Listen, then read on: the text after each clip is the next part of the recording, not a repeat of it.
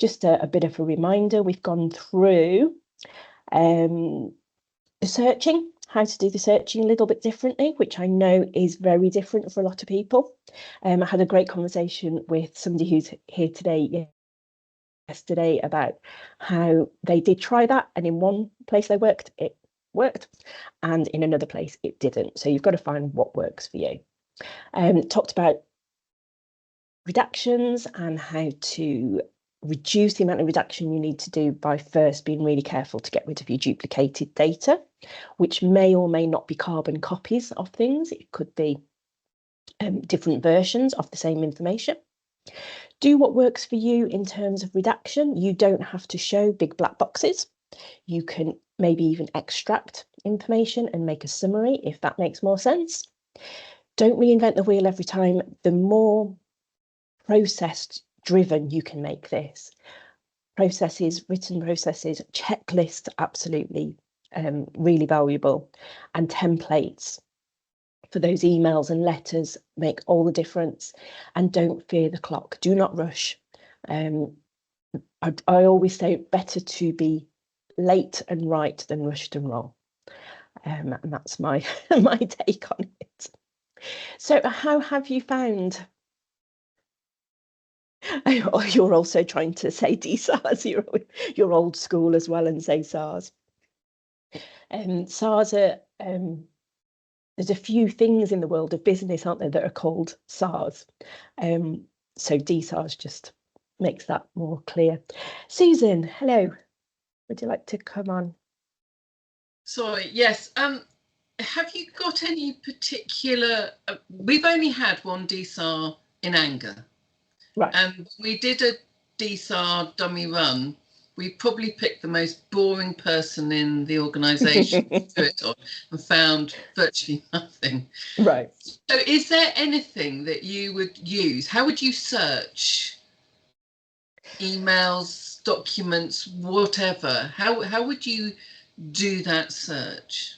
So this is where I do differ from a lot of the advice that people will give you. A lot of times people will just say, get your IT team to put the name in, maybe the address, something like that, into the servers, into your system, your ecosystem. And then you'll get several thousand, if not several million results quite often. And then it's up to you then as the data protection person to go through and get rid of stuff that isn't relevant. And that's just a waste of time, basically.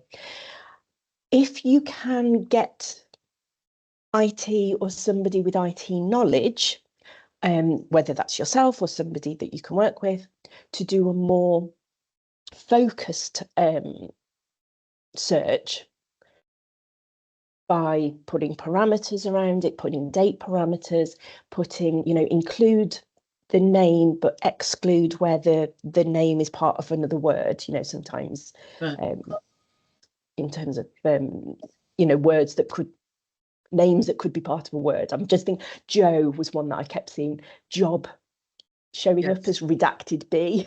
So because it was finding it as Joe. So it's that if you do need to go the technical route, but in a smaller organisation or where you've maybe got, you might be a large organisation, but with nice streamlined files, I think a more manual approach is better. So I would always start in the middle, the easy bits. So if it's a colleague, you've got your HR file, I would say is the middle part. If it's a customer, you should have a customer file. Start there. And then you'll see by looking at that where you said, the SAR in anger, that there'll be a disciplinary or there'll be a complaint, and you can follow that trail. You can go down that route that you're being led towards by what you see in that file. And it may have to be more manual, because if you just stick a name into a search, you're going to miss those documents and emails where the person's not named, but it is about them. And they could be the more interesting ones as well. Where it says, you know who, or our friend. Yes, yeah. Our DSAR in anger was a former employee, and he specifically was targeting our HR team, and actually I found a lot of evidence of them holding on to things that they shouldn't have held on to, and unprofessional behaviour. Yeah. And what really called me in the end was that they called in legal advice who just repeated everything that I said.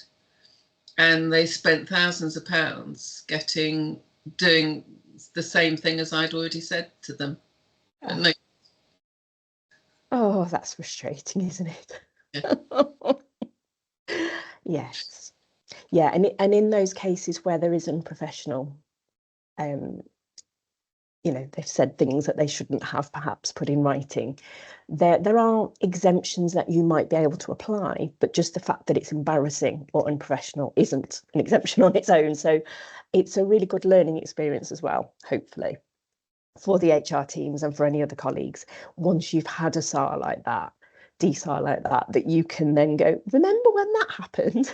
You don't want that to happen again. Hopefully that will help. But one of the things that comes up that I've realised people are concerned about is that they don't want to do that manual search, because that means telling people in the business that there's been a SAR, DSAR, that we need your help with, and it's your files that we need to look at. Well, that's not a problem. You absolutely don't have to keep it a secret that there's been a DSAR. You can tell any colleagues that you need help from that they need to help you and they need to cooperate with you.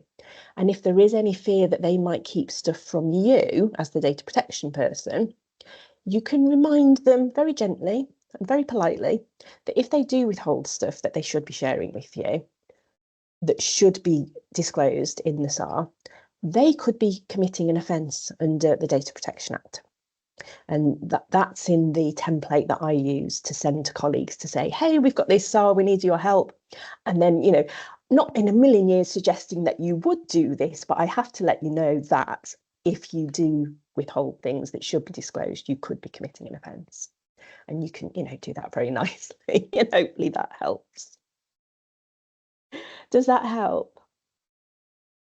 Brilliant. Thank you. I'm going to come to there's a question in the chat, and then I'm going to come to James.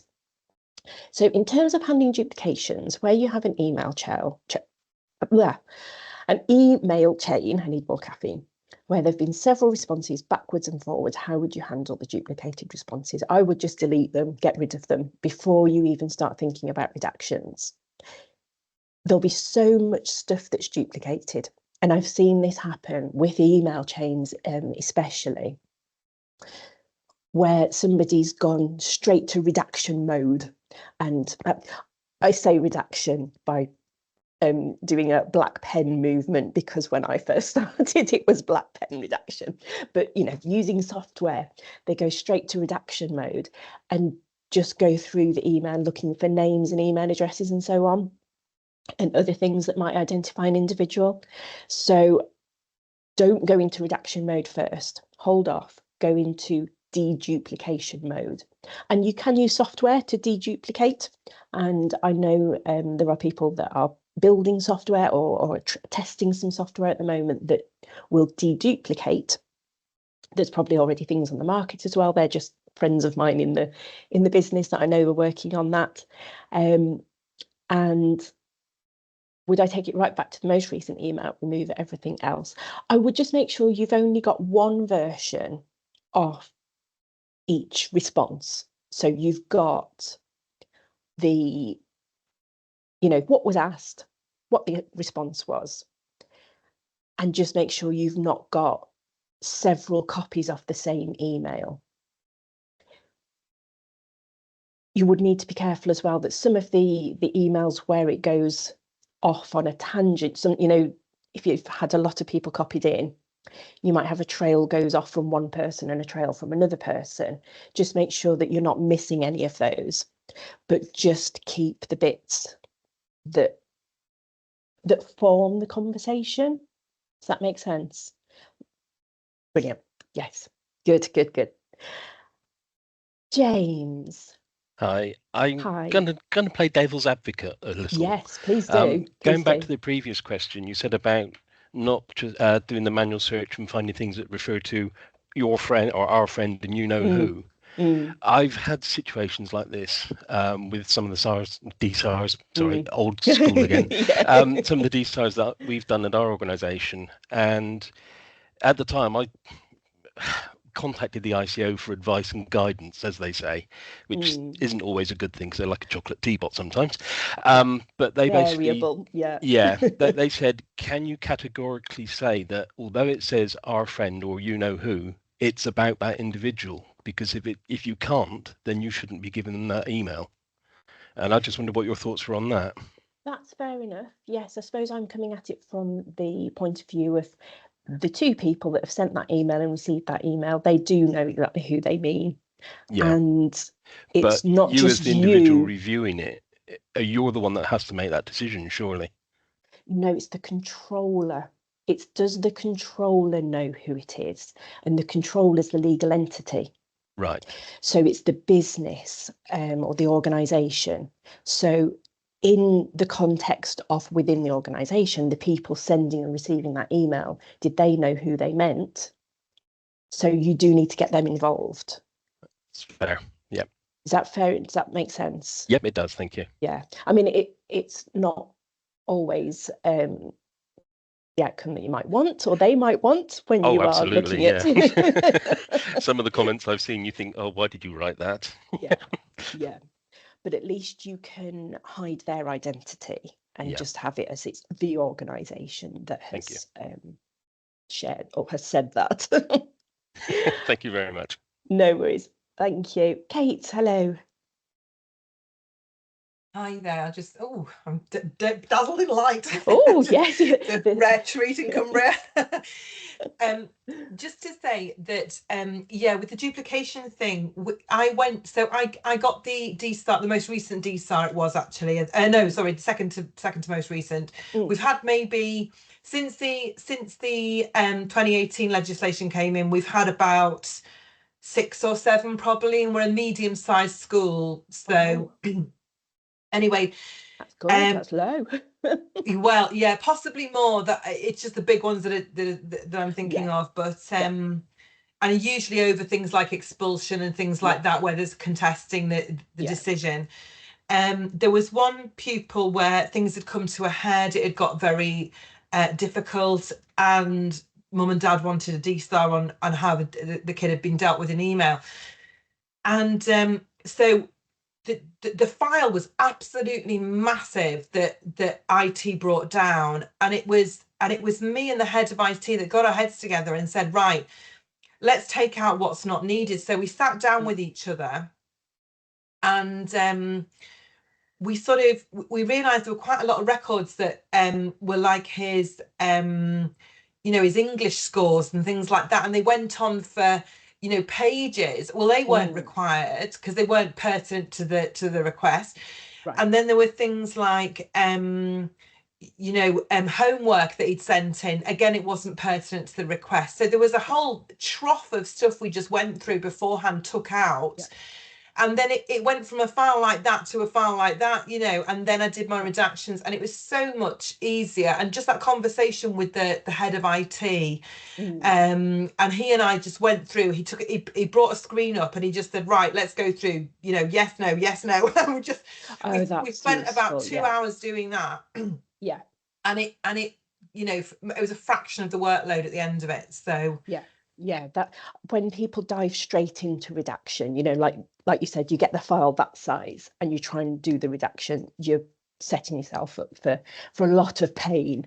But that makes a big difference if you can get rid of this stuff, because if they've asked for something specific, like you say, they don't want the homework, they don't want the scores, they want the stuff about behaviour, probably, I'm guessing. If it was exactly. And you can just go through no.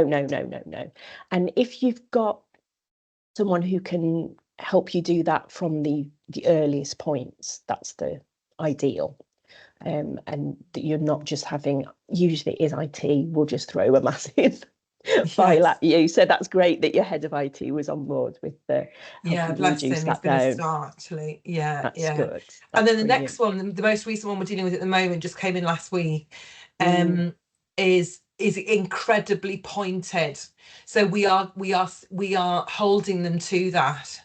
You know, so it's very specific. So we're going to hold them exactly to that and not just throw mud at a wall, you know. Yeah. So again, we're following it by the letter of, you know, it's a question of reading it, rereading it, and working out exactly what he doesn't want, which will be significant, you know. So again, before we start redacting, keeping it within the parameters, like one of your emails said as well, so that you're not just all over the shop.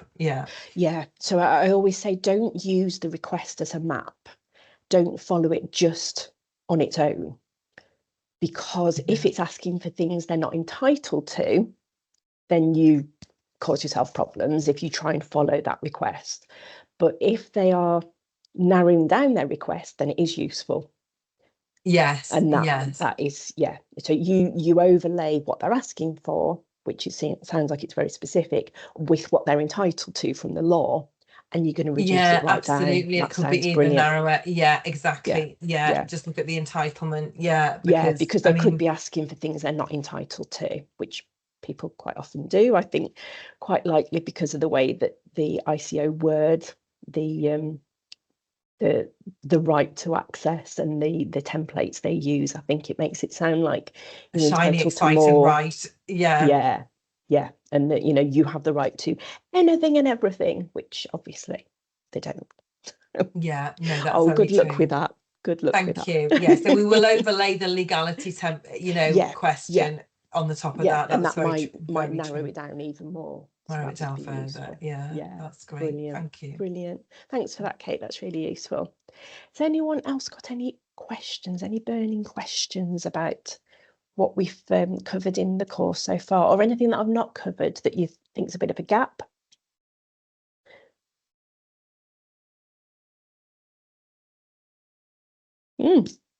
Startling silence. I've just got something else. Go on. How would you know how to search for you know who? If you just put like a bit like you were saying before, maybe an email, a template out to certain colleagues who've dealt with that person, or you know, how on earth would you know who meant the person you're after? So I wouldn't search for that term. What I would be doing is asking the colleagues. So if I started off, you know, it's Kate and she's an ex-colleague and she's really upset with us. She's done a DSAR. Start with your HR file. From looking at your HR file, I go, oh, there was a complaint that she put in, a grievance that she raised around this time, and there were some things that happened around there. Who was involved in that? 2 or 3 key people. I'd go to those 2 or 3 key people and say, we've got this DSAR, need your help. We want everything that you've got, whether it's in a file, whether it's in your email account, whether it's a proper document or not. Send it to me and I'll do the checking, whether it should be included or not. And, you know, anything about them, even if you have not named them, anything about them. And they will likely know what they've got. You know, they'll have put it in a folder in their emails, or they'll be able to just go through to the time scale that you've given them and just look at their emails. I mean, the ideal would be if we all didn't keep emails forever, but we do. We do. Oh my word. Yes. So just give them the time bracket and then because you'll see what's happened and roughly when it was, and you can say, so I want everything, whether you've used their name or not, you know, make that clear. And that little reminder that you do politely of not saying that you would, but I have to let you know that if you withhold something that we should disclose, you could be committing an offence. Yes. Just that little bit of scare tactic. Yes, little nudge. Just a little nudge. You know, but obviously I'm not suggesting you would. Sure. That's good. Thank you. You're very welcome. Hi, Lindsay. Hi, I just wanted to, I suppose, to share something that happened with us to see if it helps anybody else. Thank you. So we did have a fairly significant DSAR a number of years ago. The start of it was we want everything.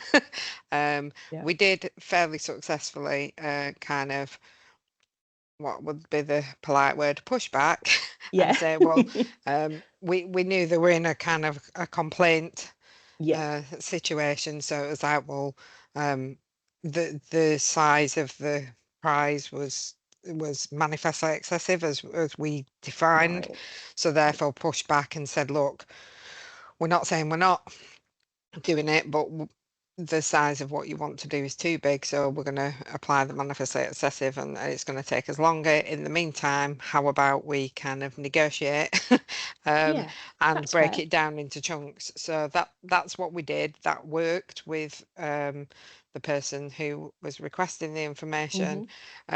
Some of the information, so when we presented it back to all the things that you've said about, you don't need to present it in the way in which it's collected, you can extract it. So we because of the volume of work as well, we kind of took information, put it into an Excel table. So tried to still give as much of the original as opposed to summarising it, because you can summarise it as well, can't you?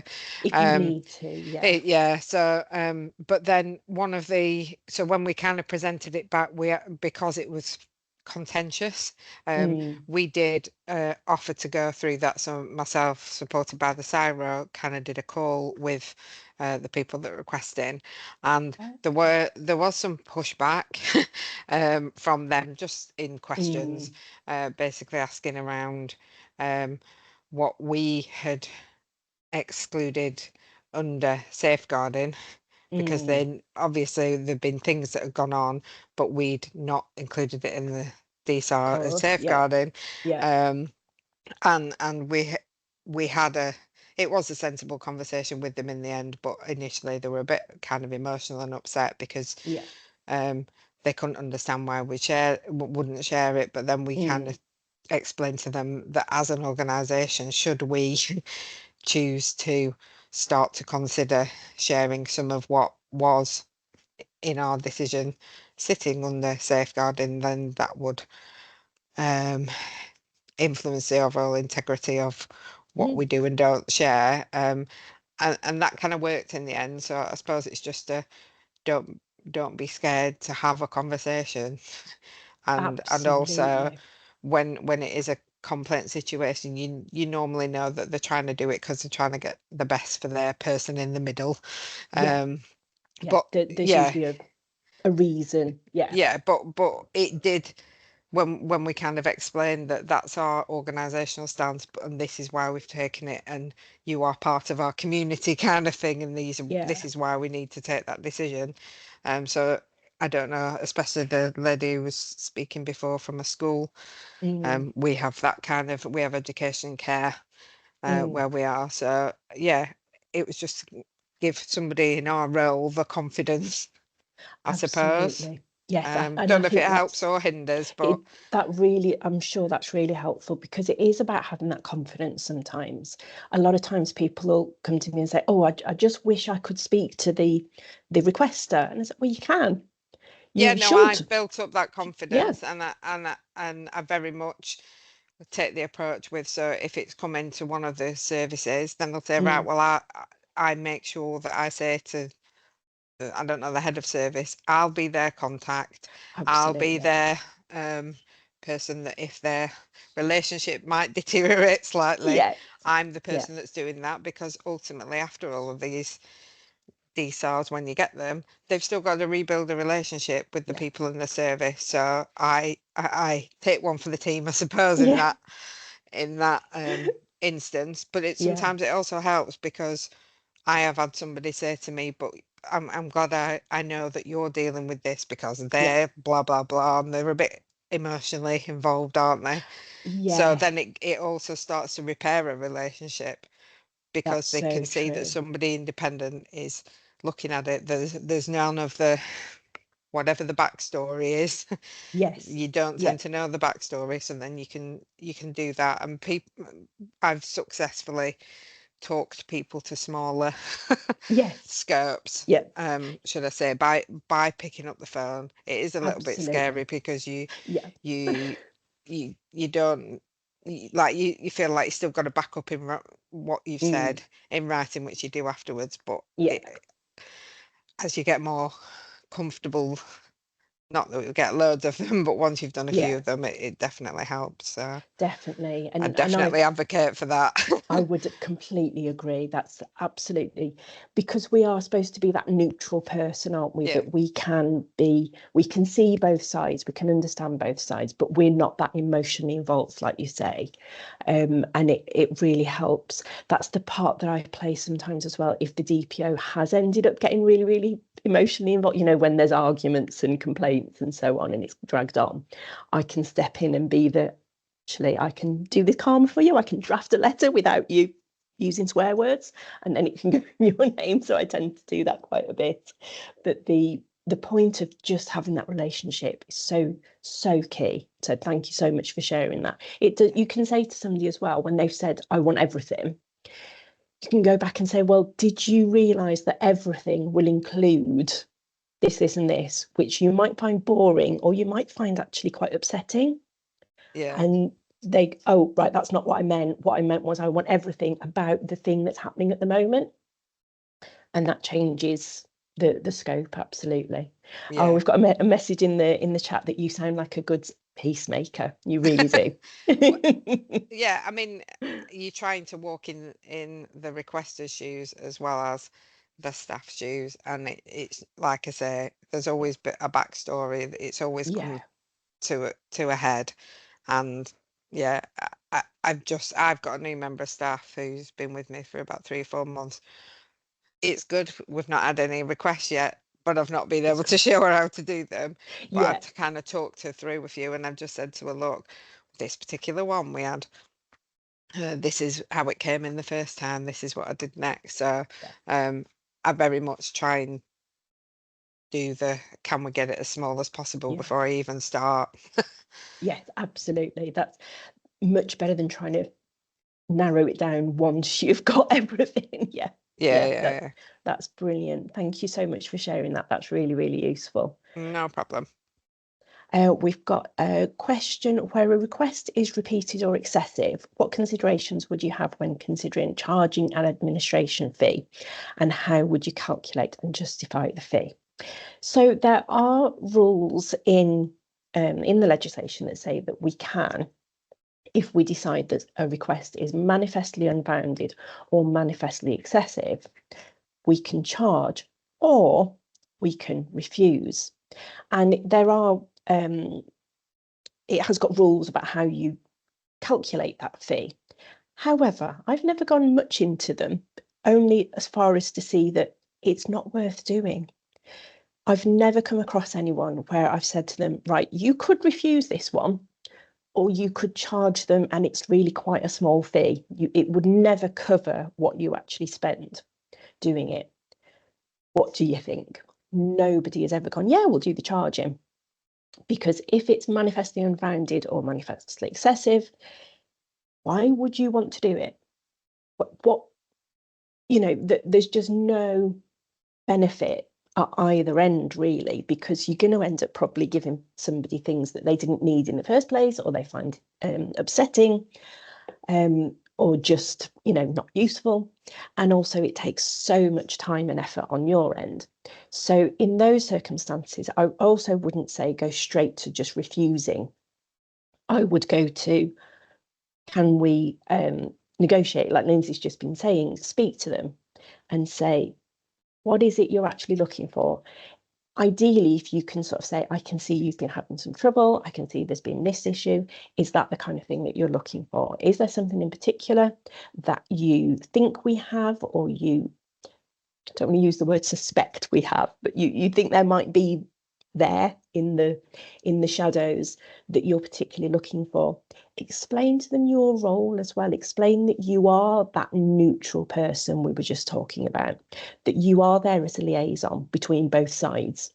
You're not sort of trying to fight them, and see if you can negotiate and say, we would, we can do the standard stuff, the HR file or the customer file, and then the stuff around where we can see there's been issues.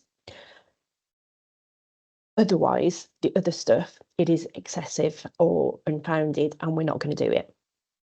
And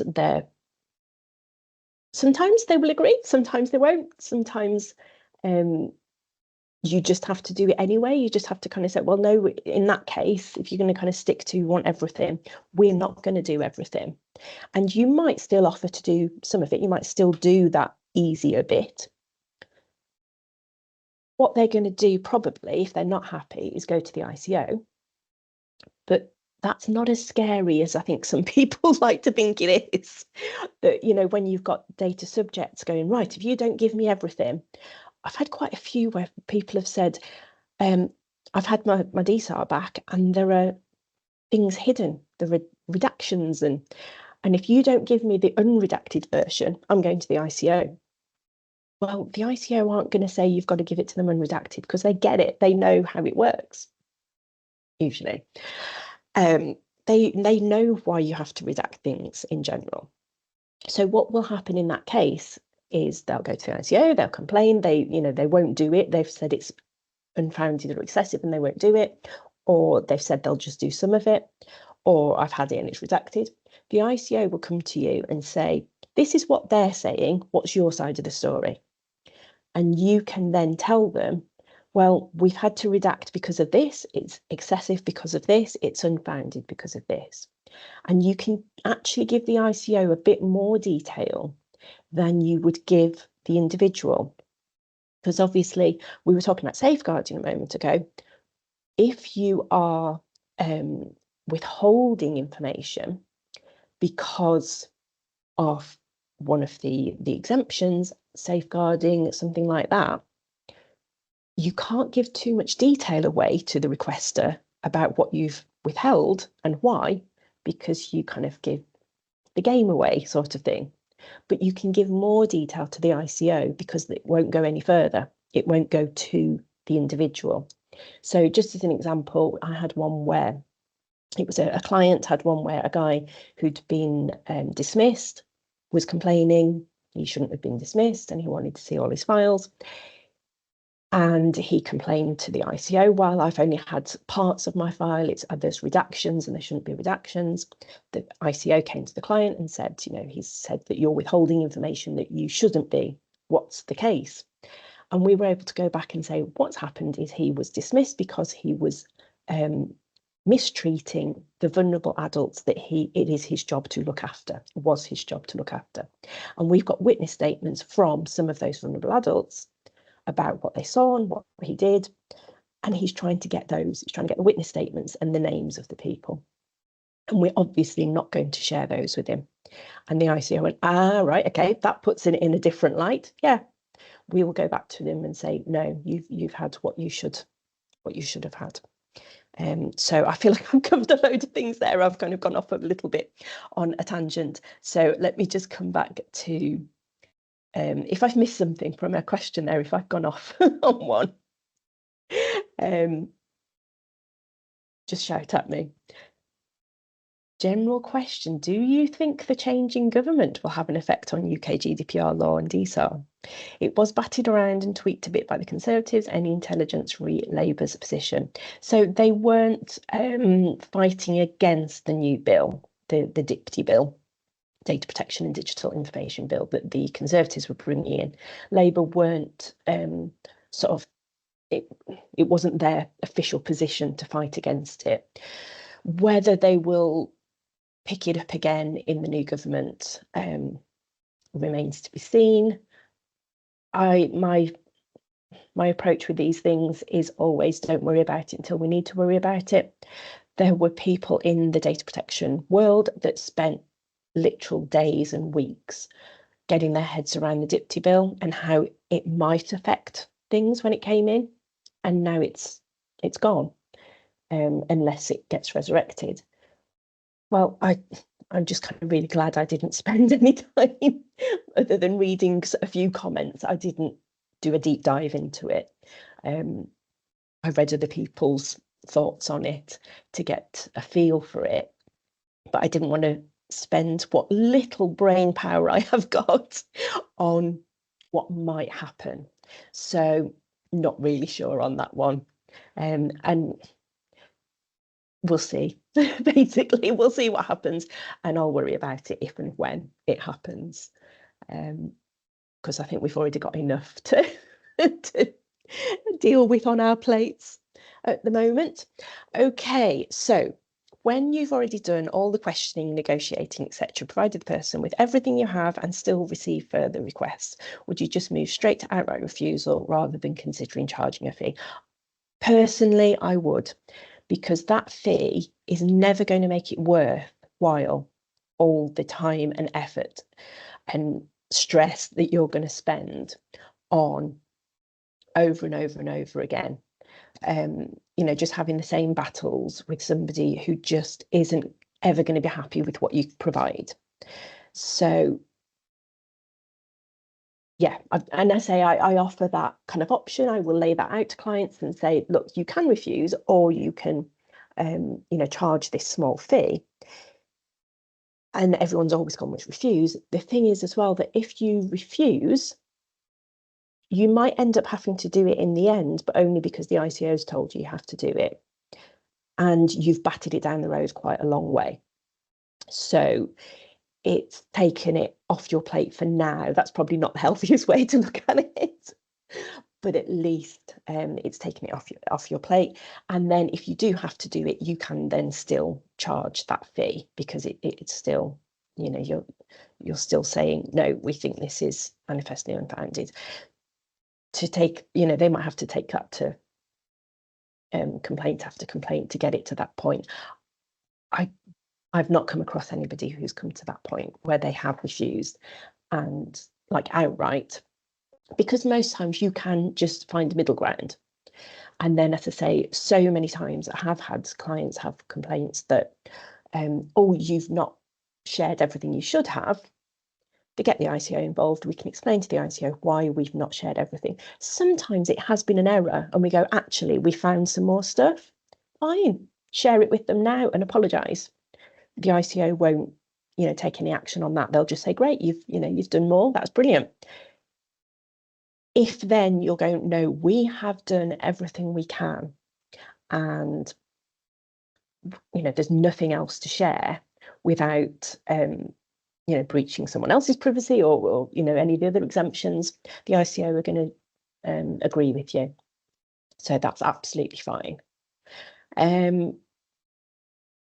Does that help? Yes, that's great. Thank you. Awesome. So a lot of the time we get customer requests around repair details. So this is from social housing provider.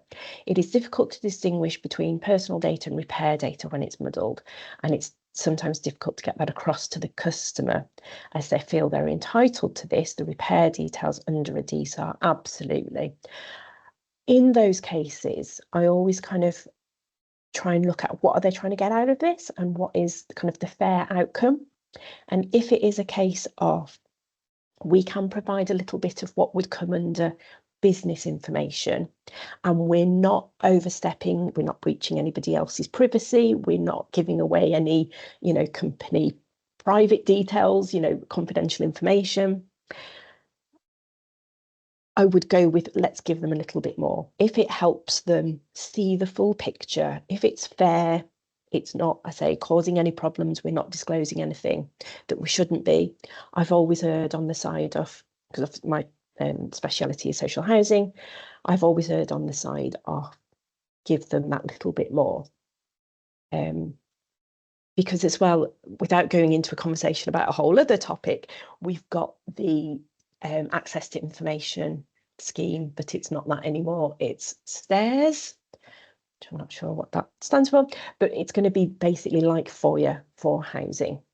So they'll be able to get it under that soon anyway. So I wouldn't worry too much about it, as long as I say it's not causing problems with other information.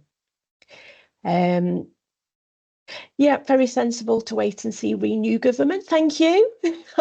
I'm going to go with sensible, not lazy. One person on your forums would do weekly updates on the law change that never happened. Absolutely. Oh, Laurie, thank you. It's Social Tenant Access to Information Scheme. There must be an R there as well, though. It should be an R before scheme. Don't know what that is. Stairs. Oh, anyway, it's like FOIA, but for social housing. I can't remember somebody obviously in that government department just went, oh look, if we rearrange the letters a bit and stick an R in, we can make it stairs, housing, stairs, brilliant. But we've still not actually got that much detail on it. Okay, I'd said I wouldn't go too much on that one. I've missed a question. How do we define excessive? If we go back to the requester and refuse something as excessive, what evidence do we provide to support our reasons for being excessive? There is no black and white answer to that one, unfortunately, which I know is not useful. Requirements, sorry, we're going with stairs, is social tenant access to information requirements, and then probably a little s on the end, I think. Brilliant, thank you. So what is excessive? Let me come back to that. There's nothing black and white. It's all very, very grey. What is very useful is there's some guidance on the ICO website themselves, from the ICO themselves, that they put up when they had dealt with someone themselves who was sending them several FOIA and DSAR requests at the time and making a bit of a nuisance of himself. And this person used to like to share his responses from the ICO and other people that he was interacting with all sorts of people, including government people and people in the data protection world. And so from that, I became aware of what some of the answers he was getting were, because he was sharing them. And some of those answers and some of his requests turned into this guidance that's on the ICO website now. So if you look up the ICO's DSAR guidance, which is the 77-page something guidance, which is actually not terrible, it's actually quite good, quite useful, there is just a lot of it. Then the bit about manifestly unfounded and excessive is quite useful. It does rely more on the unfounded, or it goes deeper into the unfounded. It doesn't go much into the excessive. It kind of says, take these things into consideration, but they're not a checklist. It's, some of these, all of these, maybe would be excessive. The main thing is that you need to, back up what you're saying for your discussion with the ICO, rather than, you can't give too much detail away. No, you probably can with manifestly unfounded and excessive. You can explain it to the requester as well, why you think it is. And then you can use that same argument, obviously, to the ICO when they come knocking, because the person has complained. But I would say that the excessive, we can't just base that on. It's too difficult for us, because of the way our systems are a mess, perhaps, or we keep too much information, or we did the search in this way, we just put the name John in and we got 1 million responses, and that's too hard for us to go through. You shouldn't have done the search like that in the first place, basically, and the ICO won't tell you that, but they will tell you that just because it's too difficult for you because of the way you've done it, isn't enough of a reason to say it's unfounded or excessive. But do have a look at their guidance. It's talking about the unfounded is probably easier to get at, because it's about whether the person, the requester, is just sort of being downright rude when they're harassing you, when they're making it clear that they're doing it just to make trouble, which we've all seen. They might seem to have a vendetta against an individual. These are all things that came out of this particular person and his interaction with the ICO themselves. So that is quite useful. And as I say, just document everything, all your decisions, document them, because the worst that will happen is the ICO will just ask you to justify yourselves, and you've got your documented reasons, and you can go back to that. But there is no black and white answer to that, unfortunately. that help? Brilliant. Good, good, good. What have I missed? Anything? Oh, yes. So your comment about the repairs. So I was just saying that I would basically go on the side of sharing information about repairs, partly because of stairs coming in, but partly, you know, way back in the midst of time when I first started doing these, I'd look at what is fair and what are they, you know, what are they trying to get out of this, and is that fair? And can you share a little bit of what you might call business information without breaching someone else's privacy, or, you know, sharing confidential information that you shouldn't be, and taking it with that kind of viewpoint. Let me just check. Have I missed any questions? Oh my goodness, it's 10 to 12. Time has flown by, because I'm a big old geek and I love talking about DSAR. So for me, the time has flown. Has anybody else got any questions, comments, anything that might be useful to share? No, deafening silence. I hope this has been useful. Do tell me if it hasn't been, but be gentle. The mini course, the whole 5 days, including today as well. Oh yes, so the responses about how many SARS people get. So very, very varied, from, you know, people that did let me know. There seems to not be an average, you know, you could average it, but it, you know, wouldn't be that useful. There's not a standard. It doesn't even seem to necessarily rely on the size of the business. So I'll do a bit more sort of analysis of that and share that with everyone that was signed up to the course. But I don't know, I don't think you can sort of take a standard from it. They tend to kind of go with complaints. So if you've got more complaints, you're going to get more SARS probably. So that kind of thing. Oh, thank you. I'm glad it's been useful. So I will say, of course, you know, I do try and provide as much value for free as possible, but you'll have seen from the emails as well, I am selling, and this makes me so uncomfortable, I'm really not a salesperson, but I am selling a toolkit as well that has so much more useful information in it and has the checklist. And oh, brilliant. Stella's added 65 SARs within the last quarter for 1,500 staff and 40,000 properties. And yeah, it really varies. So I have got the toolkit, which is on half price for the rest of July. And I'm going to send you out an extra coupon for an extra little bit of discount on that for being part of this training course and for listening to me waffle on about it today. So thank you so much for that. And of course, I should mention the membership that has just been launched. So some of you I know here are in social housing, which is my speciality. That's my book on the shelf that people keep telling me I must point out, is data protection in social housing. And I've just launched a membership specially about data in social housing, called it DISH rather than data protection, because that would be D-pish. And as a Scot, pish is really, really not polite. So I didn't want to do that. So all those details are on the website. And I just want to thank you again so much for being part of this. And it's great to have met some new people as well, and to see some, I won't say old friends, you know, good friends, previous friends, not old, have been involved as well. Oh, fantastic. So Stella's been doing some benchmarking. So I might speak to her about that and see if we can get some of that information to share.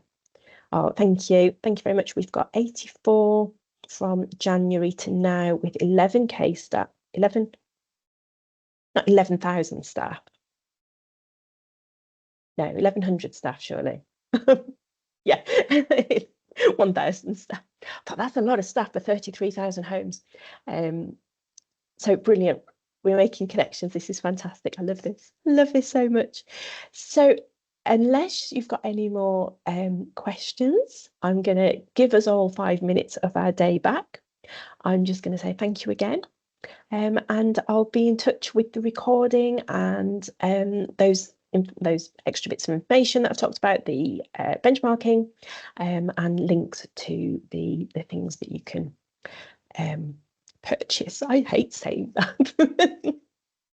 I don't know why I went into business for myself. I'm not the best salesperson, am I? So thank you very, very much.